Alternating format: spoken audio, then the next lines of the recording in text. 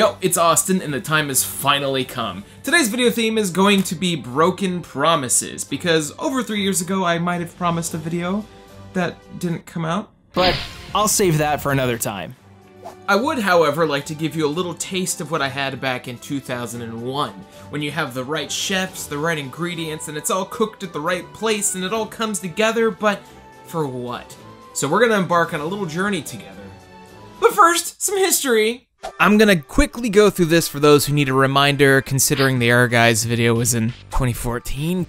My god. Once upon a time, a dude named Seiichi Ishii practically laid the footwork for all 3D fighting games. After all, he was the main game designer for a little game you might have heard of called Virtua Fighter. Oh, and also the series creator of some obscure franchise called Tekken or something? Whatever. Alicia Best Girl. Ishii-san was all like, hey, I should make my own company since I'm a hot commodity and shit. And many were like, yeah man, do that, I'll join up, where the booze at? Thus, Dream Factory was born. Many rejoiced. I was 6 years old and didn't know what was happening. So, out comes their first game as a company, Tabal Number 1. I talked a bit about this game in my Air Guys video, but I always thought for an early 3D fighter that it was pretty alright. It clearly took a lot of the framework of Tekken and Virtua Fighter, slapped on a slick Toriyama art style, and just went for it. It's flawed and goofy, but ultimately a good debut from a new studio. They followed it up with Tabal Number 2 the next year, and I haven't played it because it's Japanese exclusive.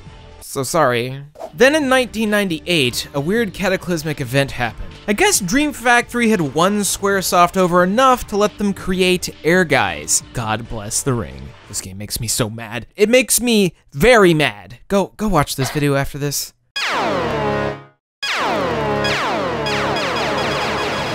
So my lovely viewers, what was next? The PlayStation 2 was on the horizon, and while I might have had my hands preoccupied with my main squeeze, the Dreamcast, magazines, Funko Lands, and fucking, I don't know, GameWinners.com made me very aware of the next PlayStation console on the horizon. Having only recently caught up with the glorious SNES and PlayStation 1 era of Squaresoft titles, that logo became a seal of quality on its own.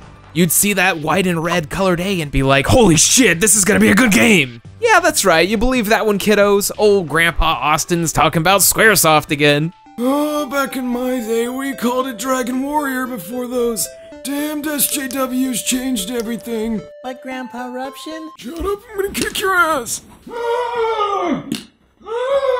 When the bouncer was being shown in trailers, this was like the most beautiful game I had seen at this point. At the time, it felt like the FMV sequences from Final Fantasy VIII were playable. These characters were all scaled proportionally, and they had like super amounts of polygons. The jump from PlayStation 1 to PlayStation 2 felt huge here. 3D beat-em-ups weren't very common on the previous generation, and even then, a lot of them used a lot of 2D elements with backdrops and whatnot. Storytelling was a thing that was rarely included in beat-em-ups beyond a very superficial level, but with the bouncer, we were promised just that. Multiple playable characters, different routes, big team fights, the works. Comparing random screenshots and concepts of the bouncer to one of my all-time favorite games, Streets of Rage 2, is like, holy goddamn, the future's here and the future is now. And you know what? Even today, the game still looks okay. Maybe the art style is a little weird and anime. We hadn't seen big-ass anime eyes and hair this detailed before, and I kinda loved it. There are, without a doubt, much worse-looking PlayStation 2 games, which is impressive, because this one's a launch window game. Alright everybody, it's time to stop messing around. Let us finally dive into the bouncer. Yes, this is my case. It's the cheapest one they had. The Bouncer. Or as it's more properly known, B. Sion, a man haunted by a tragic past. Within him lies strength and kindness, but also great sorrow. All this will change when he meets a girl named Dominique. These are the residents of Dog Street. The Ouncer. Not a really catchy title there. But also, why did they think it was a good idea to write a damned sonnet in the middle of the logo? Like, if you Google Bouncer PNG, it's all there. I can barely see this on my backwards compatible PlayStation 3. I can't even imagine trying to read this on a PlayStation 2 back in the day. The opening of the Bouncer is a quick cutscene that is basically all of the FMVs from the game spliced together with a bunch of keyword text flying towards the screen. Like someone saw the opening sequence from Neon Genesis Evangelion and was like, hey, I can do this. Hello? The setup here is about as simple as it gets, really. The main character on the box, Sion, is a bouncer at a bar called Fate. Yeah, A game about being a bouncer, I know. But one day while working, a 15-year-old girl named Dominique is kidnapped by an organization called the Mikado Group, led by the evil Daragon. It's basically just dragon. The back of the box also says something about like an incredible battle or something, and oh man. Okay, I gotta talk about this. I'm sure a majority of y'all already know who Tetsuya Nomura is. He and Square Enix have been synonymous ever since his oddly iconic Final Fantasy VII designs. On judging Nomura, many will point at Final Fantasy X-2 or Kingdom Hearts as having the most obnoxious designs. And by obnoxious, I mean belts and zippers, boyos! But nothing Nomura has ever done has befuddled me quite like the entire cast of the Bouncer. Listen, I'm not talking about the characters' personalities or their resolves. I'm being a shallow asshole. The Bouncer seems to take place in an alternate universe where Zell and Laguna from Final Fantasy VIII decided to not participate in that game at all and find Sora after the events of Kingdom Hearts 3 to work at a bar. Except everyone has extremely questionable fashion choices. Look, I may get judged for wearing some kawaii-ass jorts from time to time, but at least I'm wearing clothes made for humans. Throw up the belt zipper and chain counter. Sion Barzad has a color scheme that very closely resembles Sora from Kingdom Hearts, but a little more chainy. I don't know why, but for some reason he felt it necessary to wear a fucking belt around his neck with a goddamn chain hanging off of it with a dog on the chain, because they work on Dog Street, which is very evident if you look at his jacket. 3 out of 10. Ko Lei-Fo doesn't add much to the accessory meter, but he sure makes up for it in tattoos. Arms, chest, face, probably the penis, it doesn't matter to Ko. His body is a canvas and you shall witness him.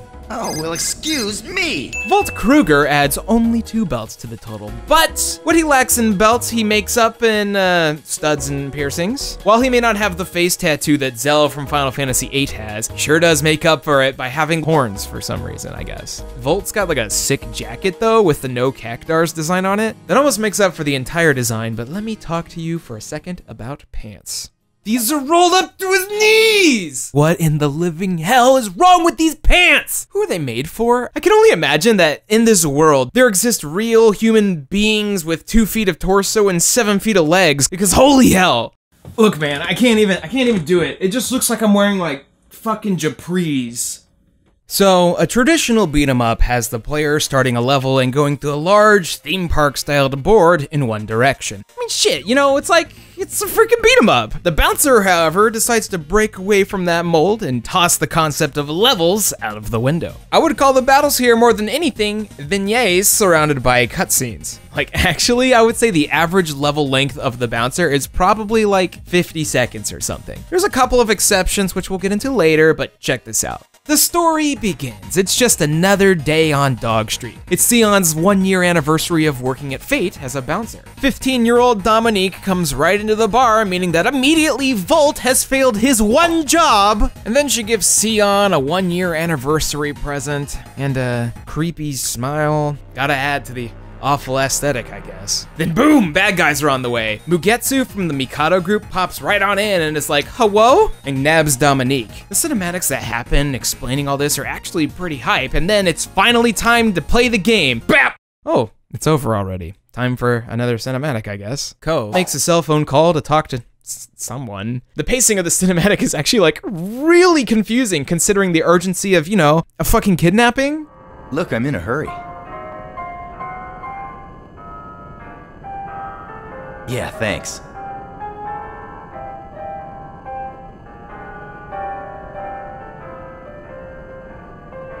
Great, what time? Storytelling. So they run off to the train station and we got combat. All right, this has got to be the first level, right? Biggity bap! Kill 5 dudes and it's over. What's going on? This is the Bouncer, my goobers. A couple seconds of gameplay here and there, followed up by minutes and minutes of cutscenes and exposition. I'm sitting here just wanting to play the game more, cause you know, it's a fucking beat 'em up. And I like those. You might notice I did say almost. Well, eventually the Bouncer decides to open up a bit. As is kind of explained, you are given 3 characters to assume control of: Sion, Volt, and Ko. Depending on what path you take in the fights and what characters you do the encounters as, you'll slightly alter your story path. Some of these include solo missions, but a few of them also include longer missions that are a bit less linear. Barely. Here is where everything starts to fall apart at all of its very many zippers and seams. The Bouncer is, at its very core, a story-driven, choose-your-own-adventure beat-em-up RPG hybrid that really wants you to play through it multiple times for all the different endings. In fact, there's 7 different endings with really particular triggers, such as don't play as Ko until the very last boss fight. All of these different paths are actually super appreciated, as it adds some replay value to an already short game. You reach a specific part in the game where all of the characters split up, and you'll get bits of character development and lore depending on who you play as. Some of this that infuriates me beyond anything you can actually imagine, but I will hold off on that. It would be completely unfair for me to rip into the Bouncer without talking about some positives first, as it does have some high highs. For example, the music. The soundtrack is a collaboration between Noriko Matsueda and Takehito Iguchi, the latter of which worked on, just about every Sonic Team game in the past 10 years. Not every song on the soundtrack is a banger, but a few resonate super hard, like Sion's theme. In terms of building up the world, the music fits most of the situations very well. Actually, the world building of the Bouncer was really solid in general. While a lot of things are ridiculous, such as the main villain Daragon's Seto Kaiba-esque lair, I really wanted to believe in this ridiculous cyberpunk world where people rolled their pants sleeves up just a little too high and have really long legs, apparently. I've mentioned this in the past, but I absolutely adore the concept of a more story-driven beat-em-up game. A while back, I talked about Dragon Valor for the PlayStation 1, which dabbled a lot in this. However, that game was quite a bit longer than the Bouncer. Each character you played as had multiple routes that would change the outcome of the entire game, considering it was a generational game, like Phantasy Star 3. The main difference between these two games is that, well, Dragon Valor could have used more cinematics, and the Bouncer could have used a bit more game. It focuses a lot on melodramatic moments when it could and should have refined the whole, part of the game where you play it. Shit, I'm veering away too fast. What else? The graphics still look pretty decent today, I guess. They held up pretty well. And I like the box. It's a good box. And that's it. That's all the good things I have to say. So, let's just talk about how bad it is, you fucking goobers. Number 1. Everything about combat. So you control 3 characters, yeah? At the beginning of each vignette, you get to pick which of them you want to play as. Sion, Volt, and Ko all have a different moveset and a main RPG skill, life, power, and defense. You cannot switch between them in mid-combat, that would be silly! You acquire BP by killing enemies, but you only get the experience points if you deliver the final blow. If you don't, kiss that shit goodbye. On top of this, your partners who are, by the way, also actively engaged in combat will not gain experience if they last hit something. On top of that, the best way to gain experience is to knock enemies out in a chain, as it adds a multiplier to the XP that you gain. This means multiple things. If you were alternating characters and decided to play as one before the split up in the story, well, I hope you're ready to get your ass kicked. But that's gonna happen regardless of your level, because hitting enemies in this game is kind of like a 50-50 chance. There's no telling how close you are to an enemy and whether or not an attack is actually going to connect. It's just like, and even if you do clearly hit them, it's just, all of your attacks are based on pressure-sensitive button presses, so you might do something you don't want to do if you're just a tiny bit heavy-handed. There's a group attack you can trigger with the R2 button, but it's actually just a waste of time. Most of the combos have close to no flow to them, so you're basically using power hits and hoping things land. This is like super great during boss fights. Speaking of boss fights, your allies tend to just not move at all during these, despite literally sniping your potential experience points during normal encounters. Good job, guys. But also if you're Ko, you can just do this. 1, 2, 3, 4, knockout. That's the final boss, by the way. One playthrough of the Bouncer with cinematics is like an hour and 35 minutes. Take out all the cinematics and you got like maybe 35 minutes of gameplay? How am I supposed to enjoy your game when that's all you're giving me? I mean, sure, there's the survival and versus mode in the menu where you can mess around with characters and side characters, but why would you? Speaking of, how is there a 4-player versus mode, but they couldn't have given the option for the game to at least be co-op? Dream Factory could have easily written things slightly different in order to make that happen. Oh, and speaking of characters, number 2. Every character is really dumb. Each of the 3 main Bouncers has a story of their own and side characters for their plot. And it all fucking sucks. Here's a chart of all the Bouncer characters and their relationships. Ta-da! Let me remind you that this video game is about an hour and a half long on a single playthrough. Why is this so complicated? Okay, look, I'm gonna try to explain this as fast as I can. Spoiler warning, but you don't care. Sion got hired at this bar, and he's pretty mad over people in his life vanishing and, to his knowledge, dying. By the way, you would only know this if you paid attention to every loading screen, as it's a lore dump. These two characters are Chaldea, his childhood friend, and Wong, his generic martial arts teacher. It just says martial arts, I'm sorry. Sion became extremely edgy and wanted to die, so despite being underage, he went to a bar where he tried to get Volt to kill him, who was like, nah, you should be a bouncer though. Volt is my age, despite him looking 38. He used to work for the Mikado group, yes, the bad guys, surprise, surprise. While being a security guard, he met Echidna. Knuckles, the kid, shit. They got all salty at each other because Volt was a better security guard, so she framed him and then ran away. And then he pierced his face a bunch to cover up wounds. He gave himself horns. No one gives a fuck about Ko. He's a goddamn Mary Sue, and despite being voiced by Steve Bloom, made no impact on the story, at all. He's a spy for a group called Lucas, which is a group working to take down Mikado. He even went as far as to get a full body tattoo to fit in. Also, he has a side character friend too, Leanne Caldwell. You barely see her in the game. See you later. She's cute though. Honestly, the best thing about Ko in this entire game is the level where you're wearing a ninja gimp suit and doing weird poses at people. What am I supposed to do here? I can't keep up! This is all backstory, by the way. Let's keep going. So, Dominique is the centerpiece of the entire story. She was rescued by Sion when she was lost in the middle of the city or something. According to the game, she's a bit of a mascot for the bar, which is really weird because she is, and I repeat, 15 years old. Turns out she's the younger sister of Darugan, who wants to kidnap her and do some weird science experimentation shit on her. From here, we find out things like, hey, Chaldea and Wong are alive. Never mind. No one gets any proper amount of screen time because the story is essentially focused on Dominique and Sion the entire time, no matter who you play as. Sure, you have little side things here and there, but it doesn't really matter. I mean, Volt's not on the box. Oh, speaking of Sion, number 3.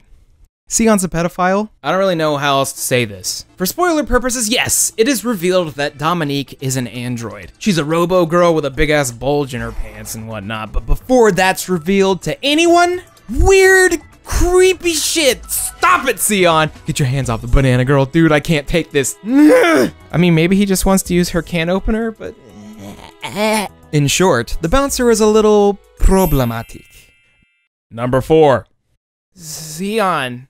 If I ever make a video about the worst video game protagonists, Sion Barzad would be near, if not directly on the top of it. Not only is he a proto-Sora from Kingdom Hearts in design, but he has to be one of the most idiotic, naive, and dumb motherfuckers to ever be in my direct control. He's stupid enough to literally look at a computer filled with messages like human experimentation and secret project, showing pictures of his underage girlfriend Dominique and allegedly dead friend Chaldea, who looks nearly identical in a flashback, by the way, to then be fucking surprised when they're alive and or robots. Despite seeing the physical form of Chaldea on a computer screen and transforming into a panther to fight her 3 separate times, it takes her death to be like, oh, that was my friend, oh no. On top of that, due to the way that the game is animated in the weird early 2000s presentation of cutscenes, he just seems really just like an airhead, touching underage girls and it's gross!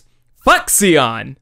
And number 5, the story. Despite playing through the game 4 different times, using all characters and getting multiple endings, taking my time to pay attention to everything, I still don't really understand what the point of all this was. They try real hard to make Darugan seem sympathetic, but he's too much of an asshole to be taken as such, like a really shitty version of Rufus from Final Fantasy VII. He uses Dominique to activate a satellite laser and, I mean, that's it really. He destroys a hospital that turned him away when he was younger, and then also now I must rule the world! Haha!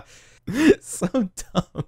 If they took more time to build it up, if the bouncer wasn't just 2.5 hours of content, they could have done so much more. I took an interest in Mugetsu, one of Darugan's cronies who was also experimented on. He was essentially given badass power-ups in exchange for his mind. His voice and creepiness are at the very least pretty interesting. However, due to the lack of any character development, all he really does is show up and you fight him 3 times before he dies for real. And that's it, despite him being shown off as a pretty big deal in every cinematic. The ending is essentially everyone returning to their normal lives, and you just know they wanted to have a sequel to this. There are so many threads left open, especially with Ko's storyline. They even went through the effort of showing Dominique still alive after a ton of time passed, what with her being like a fucking android. But alas, with nearly everything seeming to be of no consequence and the characters having close to no development, it's no surprise that that didn't happen. Oh, and also the mediocre critical reception and poor sales. Ultimately, that's the biggest issue with the Bouncer. It's too damn ambitious. The writing and character development is substandard, and in some cases, downright horrible and gross. It's clear that directors Seiichi Ishii and Takashi Takeda were interested in making a playable film, one that would have been one of the first of its kind. A project of this ambition had never been done before, and that's why the Bouncer was shown off as one of the PlayStation 2's premier games. But in trying to make a big and memorable experience, they dabbled a little in gameplay and a little in movie, and ended up with a game that would make David Cage blush. Probably. 10-year-old me was so fascinated by the Bouncer prior to its release, and when I finally got to play it, it was like a weird sinking feeling started to just go deep inside of me and just rip out my innocence and youth and be like, hey, fuck you! I was thinking, hey, does this little Squaresoft logo not mean anything anymore? Thankfully, they released Final Fantasy X just a couple months later, and at the time, that blew my fucking mind, so good save there, guys. So, The Bouncer, a video years in the making and hopefully one that was worth the wait. But the Dream Factory saga isn't quite done yet. This would be their last collaboration with Squaresoft, but a few more games would come out of the good old Dream Crusher assembly line. But we'll get to that another day. Faster this time, I swear. Sorry. There are jobs. Then there are real jobs. Some would say what I do is a waste of time, that I should move on. It might be dangerous, but someone has to do it. My name is Nomura-Man. Young man comes up one day, underage, trying to get in. Tell him no. He didn't think I'd ask for ID. He begins to swear at me, calling me a chode. I guess it's time for me to finally bounce.